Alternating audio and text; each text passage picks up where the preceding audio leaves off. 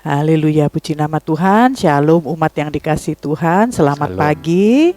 Kita bersyukur Tuhan Yesus mengasihi kita sehingga kita boleh kembali diberi kesempatan olehnya untuk menikmati hari yang baru di hari ini. Mari kita mengawali hari ini, kita bersekutu dengan Tuhan, kita bersekutu dengan firman-Nya. Di dalam nama Tuhan Yesus, sebelum kita mulai ibadah kita, mari kita satukan hati kita berdoa. Terima kasih Tuhan, kami bersyukur sebab kebaikan-Mu, maka pada pagi hari yang indah ini kami boleh menikmati hadirat-Mu. Terima kasih Tuhan, Engkau Allah yang sangat mengasihi kami. Tuhan yang baik, pada pagi ini suci kuduskan setiap kami dan layakkan kami di hadapan-Mu. Layakkan kami memuji dan menyembah Engkau. Layakkan kami bersekutu dengan Engkau ya Allah firman yang hidup. Bertahtalah di atas puji-pujian kami Tuhan dan berfirmanlah bagi kami. Kami siap Tuhan bersekutu dengan Tuhan di dalam nama Tuhan Yesus Kristus, Tuhan dan Juru Selamat kami, Bapa kami yang baik. Haleluya, puji nama Tuhan. Amin. Haleluya, terima kasih Tuhan. Pada pagi hari yang indah ini, izinkan kami Tuhan memanggil Engkau Bapa kami yang baik. Kami rindu Tuhan mengalami kebaikan-Mu. Kami rindu mengalami lawatan-Mu dalam hidup kami. Terima kasih Tuhan. Haleluya, haleluya. Kau Tuhan adalah Bapa-Ku, Bapa yang baik, pelihara hidupku. Semua yang ada padaku bukti dari segala kasih-Mu. Kau Tuhan adalah Bapa-Ku. Mari panggil Dia Aba Bapa kita.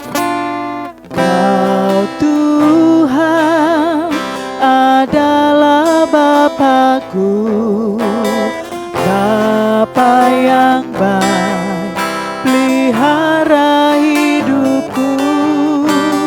Semua yang ada padaku bukti dari besarnya kasih-Mu. Yesus, Kau jalan kebenaran dan hidup, hanya padamu keselamatan hidupku. Tiada Tuhan yang seperti diri-Mu. Kau layakkanku memanggil-Mu Bapa-Ku. Kau Bapa yang baik.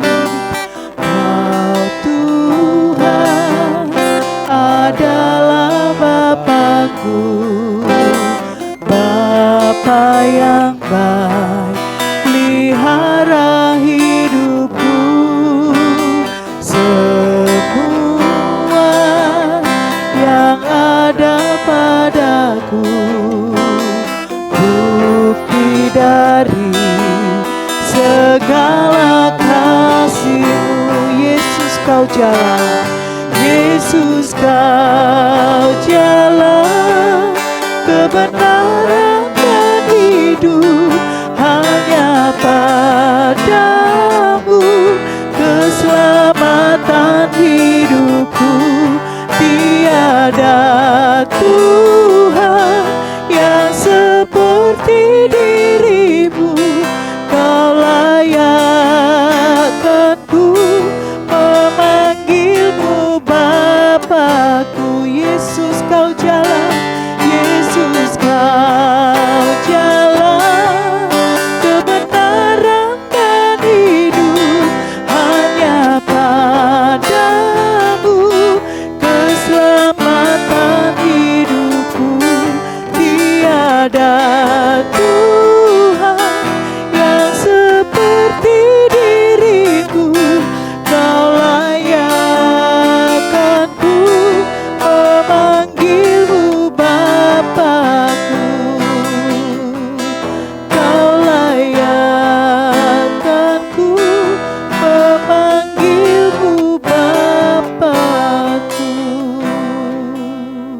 Mari kita berdoa untuk mendengarkan firman Allah.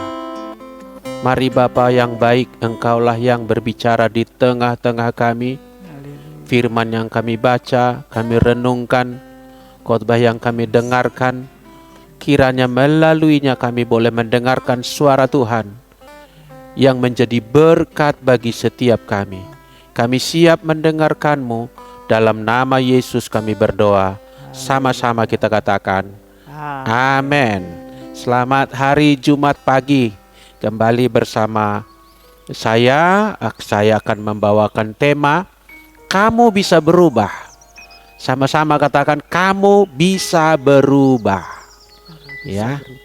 Ada gambar di situ ya, gambar kupu-kupu sebagai figurasi terbaik ya tentang perubahan yang tadinya binatang ini berupa ulat yang mungkin kita tidak melihat kecantikan, tapi setelah melalui suatu proses yang namanya metamorfosa, maka dia berubah menjadi kupu-kupu yang cantik. Yang tadinya dia jalannya hanya ngesot-ngesot gitu, sekarang bisa terbang dan menikmati suasana alam yang jauh lebih luas. Dia dapat terbang ke sana dan kemari, dan dia menjadi binatang yang cantik. Saudara yang dikasihi Tuhan, mengapa tema ini penting? Begini Bapak Ibu, saya tidak merasa harus banyak mengupas tentang firman yang berkisar tentang how to get money, how to become more rich, bagaimana mendapatkan uang, bagaimana menjadi lebih kaya. Sebab marketplace dan pengalaman kita, pengalaman saudara, sudah banyak mengajari hal itu. Cukup saya menaruh perhatian dan heran kepada apa yang disebut dengan teologi kemakmuran atau prosperity theology yang masih saja mengeksploitasi ayat-ayat Alkitab demi mendukung Injil sukses, yaitu prosperity atau success gospel. Saya kira tidak terlalu penting untuk saya sendiri. Saya lebih ingin membahas tentang personality, kepribadian. Personality justru sering kurang dibahas nih pada mimbar-mimbar gereja modern. Padahal faktor utama dalam pertumbuhan iman adalah personality kita. Kualitas relasional kita antara satu orang dengan orang lain, di tengah keluarga, di tengah gereja, di tengah masyarakat, sangat dipengaruhi oleh bagaimana personality yang baik yang kita miliki. Bahkan bagaimana tingkat kita merasakan kebahagiaan hidup ditentukan oleh personality kita. Sebab ada orang yang begitu memiliki banyak hal, kekayaan yang melimpah, tapi tidak bahagia, yang mungkin dikorek-korek penyebabnya ada personality disorder, personality yang terganggu, personality yang tidak berkembang, yang membuat dia tidak bisa maksimal baik dalam pencapaian, tidak bisa maksimal dalam menikmati apa yang telah dicapai dia. Maka saya rasa penting membawa tema ini ke mimbar kita, saudaraku. Kita baca satu ayat, Yeremia 13 ayat 23, demikian. Dapatkah orang Ethiopia mengganti kulitnya? Ya, orang Ethiopia itu kita lihat ya, rasnya berkulit hitam. Dapatkah orang Ethiopia mengganti kulitnya? Atau macan tutul mengubah belangnya? Sederhana kita akan bisa jawab tidak dapat. Udah begitu naturalnya. Berikutnya Yeremia melanjutkan, masakan kamu dapat berbuat baik? Hai orang-orang membiasakan diri berbuat jahat. Jadi sebetulnya bisa nggak manusia berubah ya? Bisa. Tetapi kalau membiasakan diri berbuat jahat, maka menjadi similar atau sama dengan orang Ethiopia tidak dapat mengganti kulitnya. Macan tutul tidak bisa mengubah belangnya. Jadi sama seperti itu dia. Kalau membiasakan diri berbuat yang jahat. Slide berikut saya tampilkan tentang 3 faktor utama pembentuk watak atau sifat seseorang, saudaraku. Ada banyak kajian, saya tidak akan mengupasnya panjang lebar. Boleh disimpulkan faktor pembentuk watak setiap kita nomor 1 adalah faktor warisan genetika, faktor keturunan. yang kita warisi dari orang tua kita dari orang tuanya, demikian terus dari leluhur kita. Mau nggak mau kita menerima warisan itu, baik dari pihak ayah kita maupun pihak ibu kita. Maka sering kita melihat kesamaan itu, bukan hanya pada sisi fisik, wajah, tapi juga sifat atau kecenderungan bagaimana orang itu akan mengambil keputusan misalnya. Bahkan juga kadang-kadang kualitas kesehatan, kualitas intelektual bisa nurun juga dari leluhur kita. Itu faktor pertama. Faktor kedua adalah lingkungan. Jadi bukan satu-satunya faktor yang kita warisi dari orang tua kita, seolah-olah kita nggak bisa berbuat apa-apa lagi, udah begitu kita lahir di sana, nggak bisa lagi berubah. Tidak demikian, karena ada faktor berikut, yaitu lingkungan. Lingkungan bermain sejak kita bayi anak-anak, lingkungan playgroup, lingkungan sekolah, lingkungan tempat tinggal, tempat kelompok bermain, lingkungan gereja, lingkungan yang lebih luas lagi, dan kalau sekarang ini termasuk lingkungan media sosial. Itu akan mempengaruhi sifat kita, mempengaruhi watak kita, bisa mempengaruhi karakter kita. Jadi berarti kalaupun kita mewarisi katakanlah suatu sifat yang kurang baik dari leluhur kita, itu tidak harga mati harus demikian kita selamanya Bapak Ibu. Kenapa sih? Bisa diubah oleh pendidikan kita, oleh agama yang kita anut, ceramah yang kita dengarkan. Dan yang ketiga, faktor pembentuk yang menurut saya paling penentu adalah respon dan pilihan sendiri. Kita mau bagaimana, itu keputusan kita. Kita nggak boleh lagi, ini salah ayah saya, ini salah mama saya, ini salah guru saya, ini salah gereja saya, ini salah pemerintah saya. Enggak demikian. Watakmu pada akhirnya ditentukan oleh responmu kepada keadaan-keadaan itu, responmu kepada keluargamu itu, dan keputusan atau pilihan yang kamu buat, kamu akan menjadi seperti apa.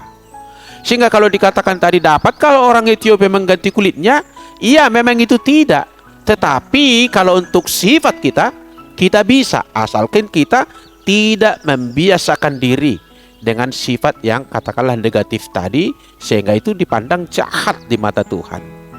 Coba kita lihat gambar berikut, ada satu gelas, katakanlah berisi air yang bening. Nah kalau kita tetesin air warna di situ, tinta berwarna, cairan berwarna, setetes, terus sampai meluap gelas itu, terus kita tetesi, lama-lama yang bening tadi akan berubah warna. Atau mungkin satu gelas dengan isi air yang keruh, air yang kotor, tetapi terus kita tetesi air yang bening, air yang bersih, terus ditetesi.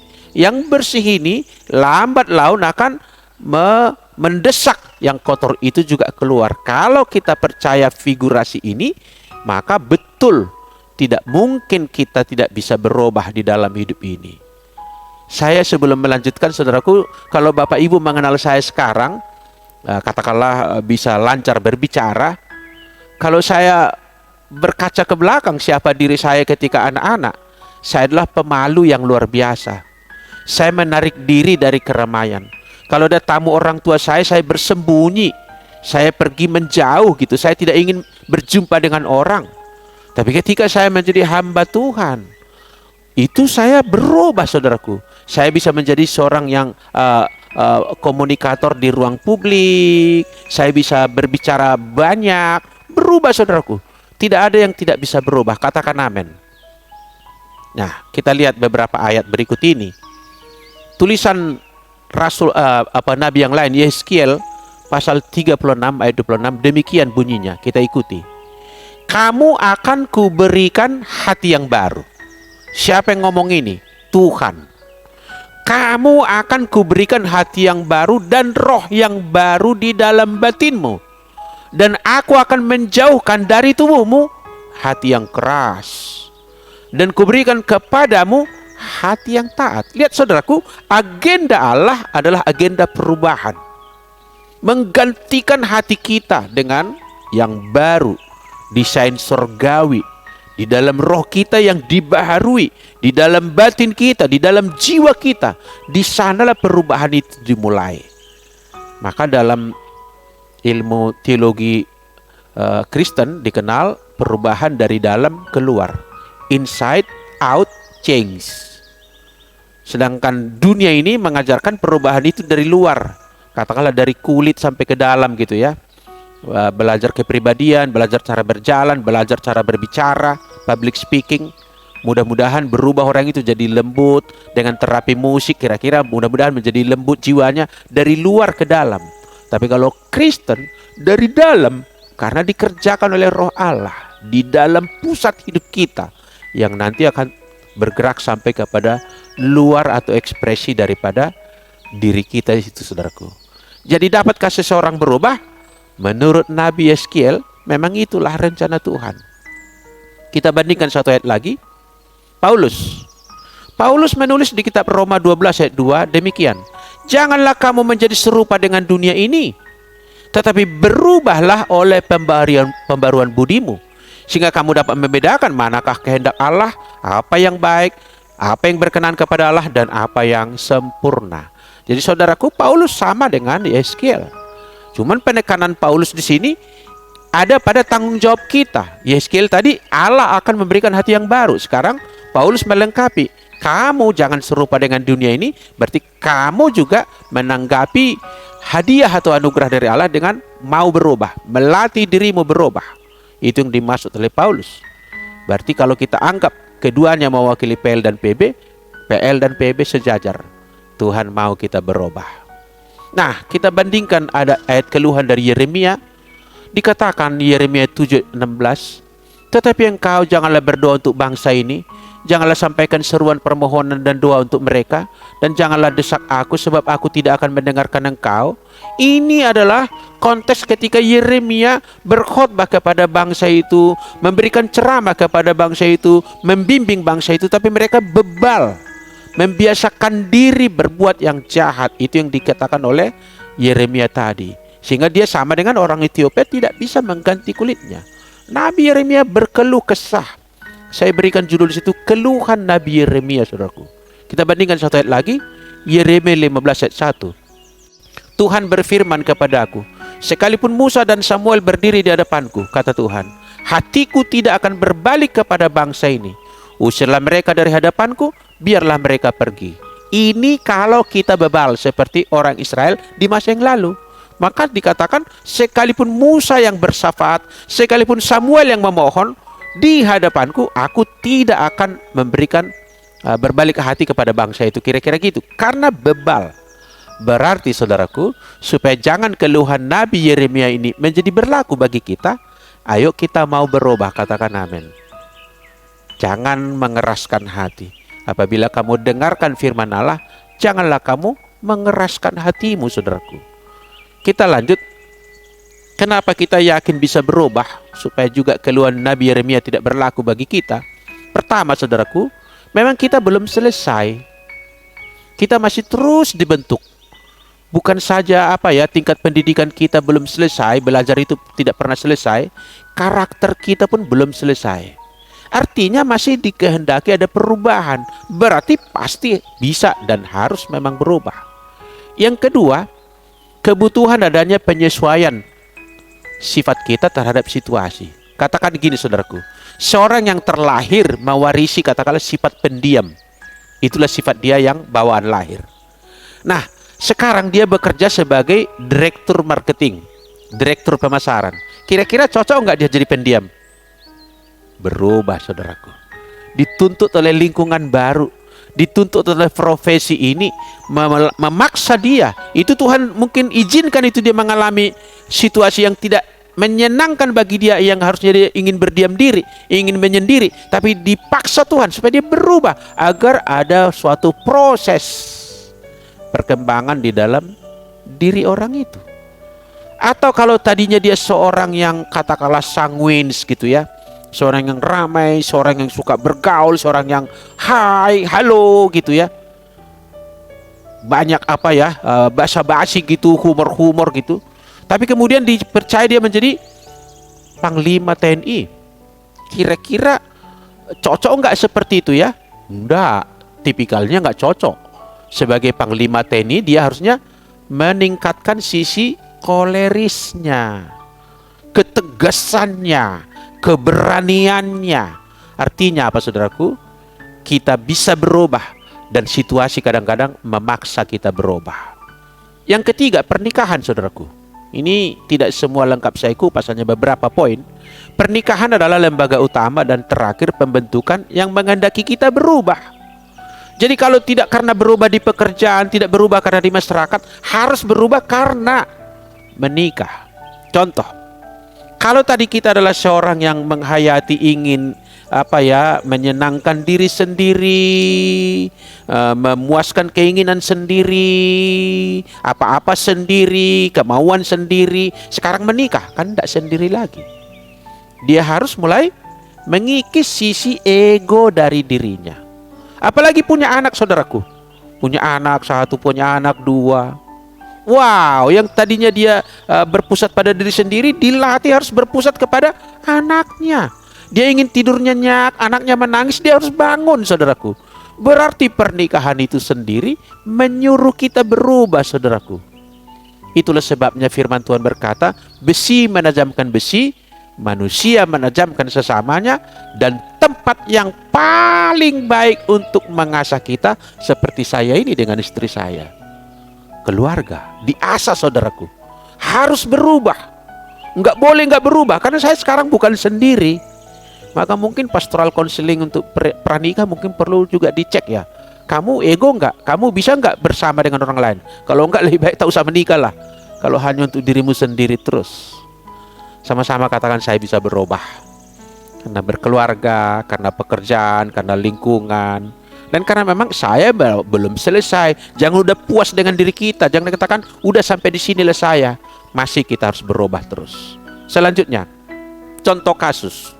Yakub saudaraku. Jadi kita lihat contoh di Alkitab. Tadi contoh diri saya sendiri. Sekarang yang lebih Bible ya. Yakub. Yakub itu sebelumnya adalah seorang yang suka tinggal di rumah, anak kesayangan mama. Boleh dibilang kira-kira dia bersifat melankolik lah gitu ya. Melankolik orangnya karena orang rumahan, cool gitu ya. Tapi kemudian ketika dia merantau ke negerinya Laban saudaraku, di sana dia menghadapi kehidupan. Dia harus mengambil tanggung jawab bagi diri sendiri, mengambil keputusan bagi diri sendiri. Yang tadinya anak rumahan menjadi anak yang berani saudaraku, yang berhadapan langsung dengan persoalan dan harus mengambil keputusan. Dia berubah menjadi seorang yang lebih kolerik saudaraku. Dia ambil tanggung jawab. Bahkan nanti ketika pulang ke negerinya, dia juga melindungi anak dan istrinya sesudah pertemuan dengan Tuhan Allah di tepi sungai Yabok saudaraku. Berubah kok. Yang tadinya waktu kecil Yakub ini kecenderungan suka menipu demi mendapatkan apa yang dia mau. Dia tidak segan-segan akan menipu kakaknya demi sesuatu yang dia mau. Tapi sesudah nanti perubahan-perubahan yang dikerjakan Allah lewat pengalaman hidup dan di tepi sungai Yabok, dia menjadi seorang yang berani mengambil tanggung jawab, berani mengambil risiko, dia melindungi anggotanya yaitu keluarganya. Jadi di dalam Alkitab ada banyak perubahan. Petrus berubah. Banyak contoh-contoh yang berubah, bahkan sampai kadang-kadang diagendakan, dilembagakan dengan mengganti nama saudaraku. Berarti Tuhan mau kita berubah. Jangan puas diri kita, masih banyak lagi yang perlu kita benahi. Slide yang terakhir kita baca ini ya. Nah, karena ini baru pengantar ya. Kalau selanjutnya nanti saya rindu berencana akan menambah lagi konten ceramah saya dalam sisi personality development, pembangunan diri ya, dari perspektif iman Kristen. Dan tentu saya terbuka untuk menjadi teman bicara, menjadi teman konsultasi, melayani Anda baik secara virtual maupun secara tatap muka gitu ya. Saya baca dulu nih kesimpulan dari renungan kita ini. Beberapa watak kita dapat dengan mudah diubah. Ya mungkin ada ya hal-hal yang mudah diubah ya. Katakanlah tadi boros. Ya karena tuntutan kehidupan segera menjadi hemat, itu mungkin mudah berubah. Tapi beberapa bagian daripada sisi lemahnya diri kita enggak mudah diubah. membutuhkan semacam terapi layanan. Sama dengan mobil ya, ada bagian yang kerusakan mobil bisa kita tangani sendiri. Kerusakan sepeda motor bisa tangani sendiri. Tapi ada beberapa bagian yang harus ditangani oleh ahlinya, oleh bengkel. Ya, kira-kira begitu juga kita, maka gereja menyediakan layanan pastoral, termasuk terapi, saudaraku. Jadi tidak cukup hanya saya ingin berubah, tapi juga kadang-kadang diperlukan terapi. Hampir sama dengan begini, saya ingin rumah saya bersih, saya ingin rumah saya wangi gitu. Nggak cukup hanya ingin, harus ada terapinya. Apa? Buang sampah. Udah kita mules-mules, saya ingin buang hajat gitu. Tapi kalau nggak dibuang itu, hasrat tadi nggak ada gunanya. Tetap aja kita merasakan penderitaan dan sesak, saudaraku. Berarti untuk menanggulangi pertumbuhan, agar terjadi pertumbuhan rohani kita perlu serius memikirkan bahwa ada bagian-bagian personality kita, watak kita, sifat kita yang hendaknya kita berurusan dengan Tuhan, berurusan dengan diri sendiri, supaya kita mengalami perubahan bagaikan kupu-kupu yang di awal tadi, supaya kita menjadi makhluk yang cantik, insan yang luar biasa, sehingga terjadi pertumbuhan rohani dan kita bisa berbuah sehingga nama Tuhan dipermuliakan. Saya simpulkan pada bagian akhir ini dengan menguatkan keyakinan kita bahwa kita bisa berubah. Katakan amin. Jangan katakan lagi, udah begini saya dari lahir, mana bisa saya berubah? Bisa berubah sebab Tuhan menghendaki kita berubah. Bisa berubah karena Roh Kudus pasti menolong kita supaya dikerjakannya di dalam diri kita, perubahan diri kita, sehingga semakin hari kita menjadi semakin seperti yang Tuhan kehendaki. Selamat bergumul bagi Bapak Ibu, bagi kita semuanya. Tuhan memberkati kita. Mari kita berdoa. Terima kasih Tuhan, kalau firman dari khotbah Yeremia berkata, dapatkah orang Ethiopia mengganti kulitnya dan macan tutul mengubah belangnya? Memang tidak dapat. Tetapi manusia bukanlah macan tutul yang tidak bisa, tidak harus demikian. Dan manusia bukanlah sekedar warna kulit atau postur, tapi terdiri dari jiwa dan roh, yang di mana Tuhan menghendaki kami dibenahi dari dalam, ditata dari dalam, direformasi, ditransformasi bagian dalam kami. Maka kami serahkan diri kami ke dalam tangan-Mu Tuhan. Engkaulah yang maha tahu, melihat kelemahan, kekurangan kami. Engkau menuntun kami, menyadarkan kami, bahkan menolong kami, agar kami boleh keluar dari hal-hal yang menjerat kami, kelemahan-kelemahan yang melekat pada diri kami, supaya kami bisa menjadi seorang pribadi yang bertumbuh rohani, seorang pribadi yang berbuah bagi kemuliaan nama Tuhan. Terima kasih Tuhan, kami akan terus bergumul bersama dengan Roh Kudus. Kiranya hidup kami hari demi hari semakin dipercantik oleh Tuhan, semakin diberkati oleh Tuhan, semakin mempermuliakan nama Tuhan. Inilah doa kami bersyukur dan kami akan terima berkat-Mu. Kami akhiri ibadah ini, bukalah hatimu saudaraku, tadahkanlah tanganmu dan terimalah berkat-Nya. Tuhan sayang kepadamu, Tuhan merencanakan yang baik dalam hidupmu, Tuhan menolongmu. Maka turunlah anugerah di dalam nama Bapa, Putra dan Roh Kudus yang memampukan saudara untuk bergumul dan melakukan poin per poin perubahan. Nama Tuhan dipermuliakan di dalam hidupmu. Lanjutkanlah aktivitasmu dan berkat Abraham, Ishak dan Yakub dicurahkan kepadamu di dalam nama Tuhan Yesus Kristus. Haleluya. Sama-sama kita katakan amin. Tuhan berkati saudara. Shalom.